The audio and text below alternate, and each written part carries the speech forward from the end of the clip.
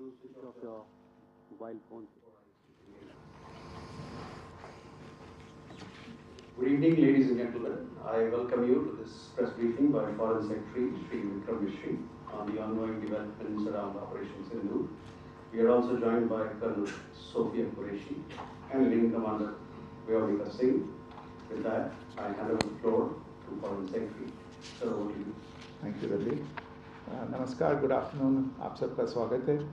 और मैं सबसे पहले अनुरोध करूंगा कर्नल सोफिया कुरैशी से कि वो आपको आज तड़के सवेरे से हुई घटनाओं से अवगत कराएं। Colonel Qureshi. Thank you sir. नमस्कार। 8 से 9 मई 2025 की मध्य रात्रि को पाकिस्तानी सेना ने सैन्य बुनियादी ढांचे को निशाना बनाने के इरादे से पूरी पश्चिमी सेना पर भारतीय वायु क्षेत्र का कई बार उल्लंघन किया।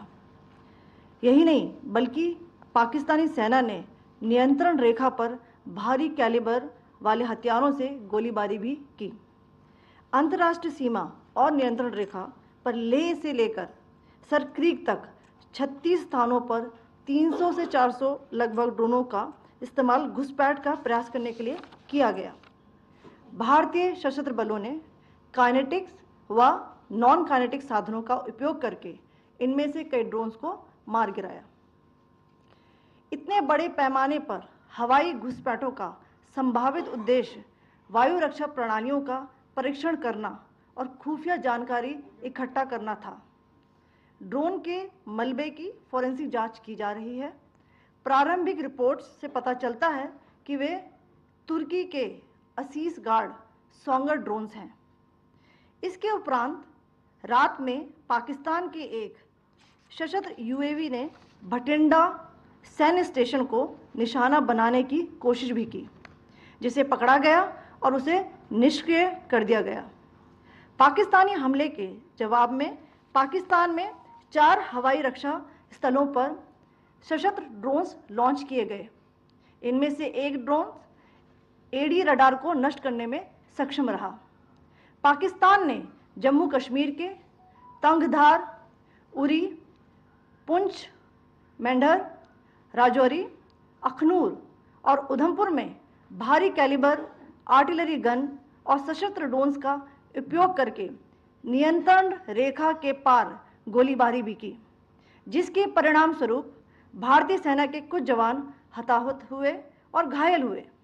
भारतीय जवाबी कार्रवाई में पाकिस्तानी सेना को भी बड़ा नुकसान पहुंचाया गया। इसके अलावा पाकिस्तान का गैर जिम्मेदाराना व्यवहार फिर से सामने आया। 7 मई 2025 को रात 8:30 बजे एक असफल अकारण ड्रोन और मिसाइल हमला करने के बावजूद पाकिस्तान ने अपना नागरिक हवाई क्षेत्र बंद नहीं किया। पाकिस्तान अपने नागरिक विमानों को ढाल के रूप में इस्तेमाल कर रहा है, जबकि उसे अच्छी तरह से पता है कि भारत पर उसके हमले से हवाई रक्षा की तीव्र प्रतिक्रिया होगी। यह भारत और पाकिस्तान के बीच अंतर्राष्ट्रीय सीमा के पास उड़ान भरने वाले अंतर्राष्ट्रीय उड़ानों सहित नागरिक विमानों के लिए सुरक्षित नहीं है। यहाँ स्क्रीन शॉट में पंजाब सेक्टर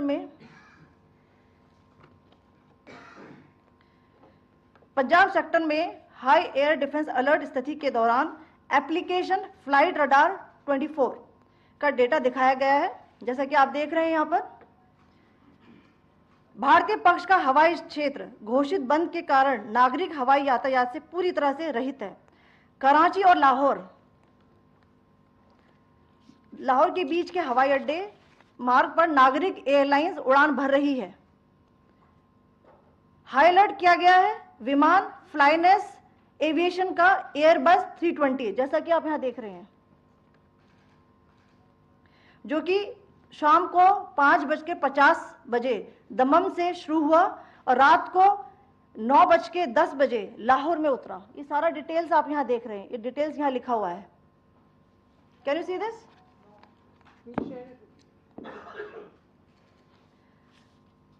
भारतीय वायुसेना ने अपनी प्रतिक्रिया में काफी संयम दिखाया और इस प्रकार अंतर्राष्ट्रीय नागरिक विमान सेवा की सुरक्षा सुनिश्चित की। धन्यवाद। जय Hind.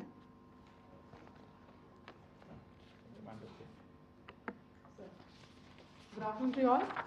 On the intervening night of 8th, 9th May 2025, Pakistan military carry out multiple violations of Indian airspace along the entire western border with an intent to target military infrastructure.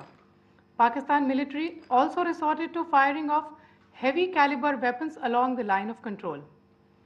Along the international border and line of control, drone intrusions were attempted from Leh to Sar Creek at 36 locations with approximately 300 to 400 drones. Indian Armed Forces brought down a number of these drones using kinetic and non-kinetic means. The possible purpose of these large-scale aerial intrusions were to test the AD systems and gather intelligence. Forensic examination of the drone debris is being undertaken. Preliminary reports suggest them to be of Aziz Guard Songa drone of Turkey. Later in the night, an armed UAV of Pakistan attempted to target Bhatinda military station, which was detected and neutralized. In response to the Pakistani attack, armed drones were launched at 4 air defense sites in Pakistan. One of the drones was able to destroy an AD radar. Pakistan also carried out artillery shelling across the line of control using heavy caliber artillery guns and armed drones at Tangdhar, Uri, Poonch, Mendhar, Rajouri, Akhnur and Udhampur in Jammu and Kashmir area, which resulted in some losses and injuries to Indian Army personnel. Pakistan Army also suffered major losses in Indian retaliatory fire. Additionally, Pakistan's irresponsible behavior again came to fore. Pakistan did not close its civil airspace despite it launching a failed unprovoked drone and missile attack on 7th May at 8:30 hours in the evening. Pakistan is using civil airliners as a shield, knowing fully well that its attack on India would elicit a swift air defense response. This is not safe for the unsuspecting civil airliners, including the international flights, which were flying near IB between India and Pakistan.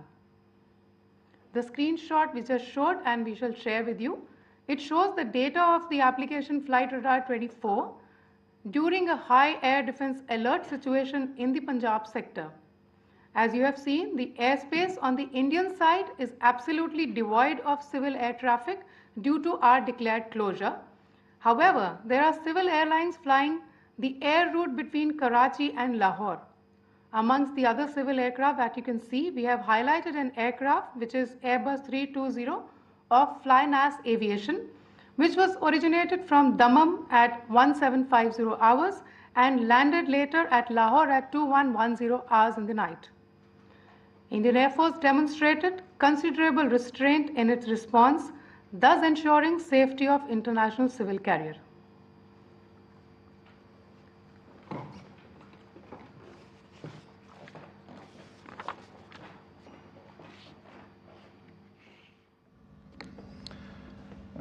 Thank you, Colonel Qureshi, Wing Commander Singh. I have just a few points to share in addition. कल रात की पाकिस्तानी सेना की कायरतापूर्ण गतिविधियों से आपको colonel Qureshi और विंग कमांडर सिंह ने पहले ही अवगत करा दिया गया है. These provocative and escalatory actions that were taken by Pakistan last night were targeted at Indian cities and civilian infrastructure, in addition to some military targets. The Indian Armed Forces responded proportionately, adequately and responsibly. ये जो हमले हुए कल रात को भारतीय सैन्य इकाइयों ने पर्याप्त रूप से और एक जिम्मेदाराना रुख अपनाते हुए इन हरकतों का उत्तर दिया. What I want to underline is that the official and blatantly farcical denial of these attacks that Pakistan carried out by the Pakistani state machinery is yet another example of their duplicity and the new depths that they are plumbing in their quest for disinformation. The other point in the same vein is Pakistani claims that they did not target or attack any religious places. You would recall that yesterday I shared with you an incident related to the attack on a Gurdwara in Punch. Instead of owning up to these attacks, Pakistan made the preposterous and outrageous claim that it was the Indian Armed Forces and the Indian Air Force that was targeting cities like Amritsar and trying to put the blame on Pakistan. This is nothing but a desperate attempt by Pakistan to disown its acts of aggression, but it is also true to type in its effort to deceive and mislead the world. It will not succeed. The Gurdwara in Punch in particular was attacked by Pakistan, and some local members of the Sikh community, including a Ragi of the Gurdwara, lost their lives in this incident, as I shared yesterday. TV पर आप इस हमले के चित्र देख सकते हैं. In addition, that we would attack our own cities is the kind of deranged fantasy that only the Pakistani state can come up with. Perhaps they do it because they are well versed in such action, as their history would show. The last point I wanted to make this evening is again this disinformation that is coming from Pakistan about India targeting the Nankana Sahib Gurdwara through a drone attack. This is again yet another blatant lie and part of Pakistan's disinformation campaign. As we saw in the Pahalgam attack, Pakistan is again trying desperately to impart a communal hue to the situation with an intention to create discord. Again, we are not surprised. India's steadfast unity in itself is a challenge to Pakistan. Let me stop there. I have time only for a few questions and be happy to try and answer them. First, I call Siddharth. Siddharth, please. Hi, sir. I'm Siddharth from Beyond. So this is Siddharth, behind, please. The other Siddharth. Yes. Hi, sir. I'm Siddharth from CNN News 18. Sir, I only want to know from you the status of Kartarpur corridor. Is it open or not? You can. I think you're all aware of the situation along the entire India-Pakistan border and the areas around the line of control. In view of the existing security scenario, the services of the Kartarpur Sahib corridor have been suspended till further directions.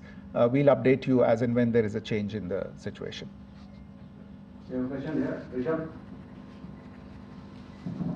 So, good evening, Rishabh from Times Now. So, you spoke about religious places being hit in Jammu. There's another religious place which is Carmelite Nun church that has been hit. What do you have to say about it? If you can explain that. Yeah, actually, we do have some information about this extremely regrettable and condemnable incident. During heavy shelling across the line of control in the early morning of 7th May, a shell fired from Pakistan landed just behind the Christ School run by the Carmelites of Mary Immaculate congregation in Punch.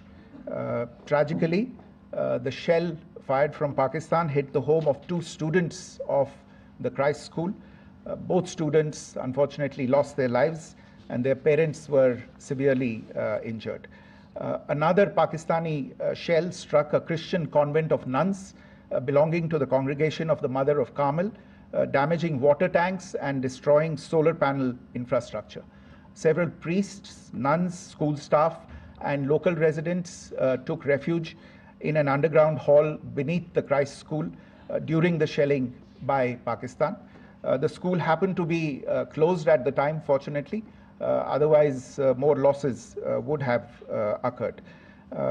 again, we have seen the Pakistani side targeting and shelling places of worship with a particular design. This includes gurdwaras, these convents and temples. This is a new low even for Pakistan.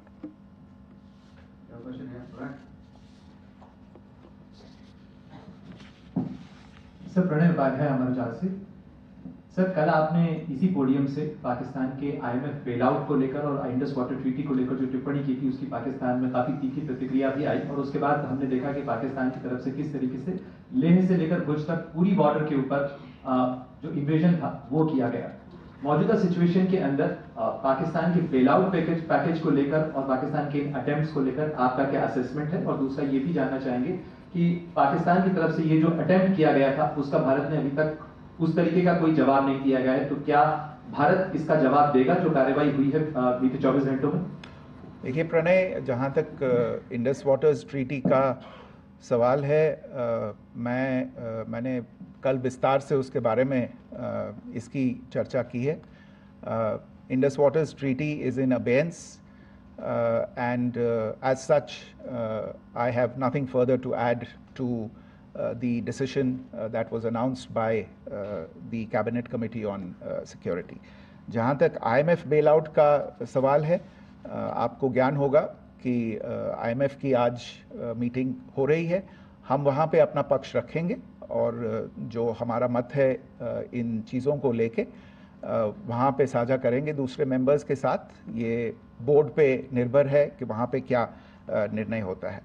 और जहाँ तक जो कार्रवाई हुई है उसका जवाब देने का जो आपने जो प्रश्न उठाया है, जो आज ब्रीफिंग हुई है, जो आपको सूचना मिली है, मैंने भी कहा है कि जो आज सवेरे तड़के सवेरे जो गतिविधियाँ हुई, भारत ने उनका एक जिम्मेदाराना पूर्ण तरीके से और एक पर्याप्त तरीके से उसका जवाब दे दिया है।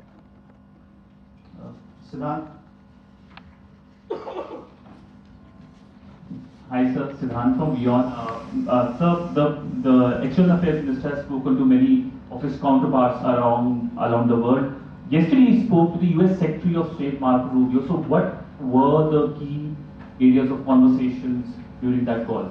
Yes, the minister had a conversation with the US Secretary of State. As you can imagine, the focus of discussions was the terrorist attack in Pahalgam and the response that India mounted after that on the 7th of May. The Secretary of State shared his thoughts on these developments with the minister. The minister deeply appreciated the US's commitment to work with India in the fight against terrorism, and he also underlined the targeted measures that India had taken in connection with Ops Sindoor.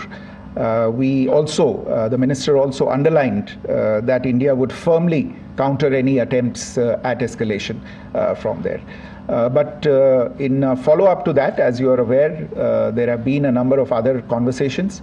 The minister had a conversation with the UK Foreign Secretary, David Lammy, today. There too, the discussion centered around countering terrorism, for which there must be zero tolerance.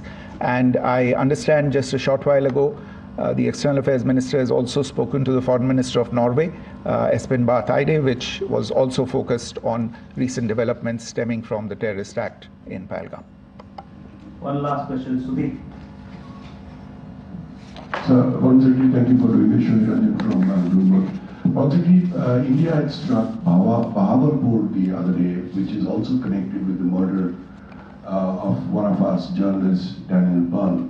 If you could give us an understanding of what exactly are the reports that you're getting. You're right. Bahawalpur is the headquarters of the Jaish-e-Mohammed terrorist group that is proscribed by the United Nations. Its leader, Maulana Masood Azhar, is a proscribed individual. It is you brought up the connection with the tragic death or killing of Daniel Pearl. of the Wall Street Journal. The Jaish-e-Mohammed was in some way directly or indirectly responsible for the death of Daniel Pearl. But the real connection is through Ahmad Omar Saeed Sheikh, the British Pakistani jihadi who was held in India but was finally released in 2000, and he was the person who lured Daniel Pearl to his eventually leading to his murder. So these are all obviously connected figures, connected individuals, connected institutions, and the attack on Bahawalpur, on that facility of the Jaish-e-Mohammed in Bahawalpur is, I would imagine, a fitting part of this unfortunate incident. Thank you all. Thank you, sir. With that, we come to the closure of this press briefing. Thank you very much.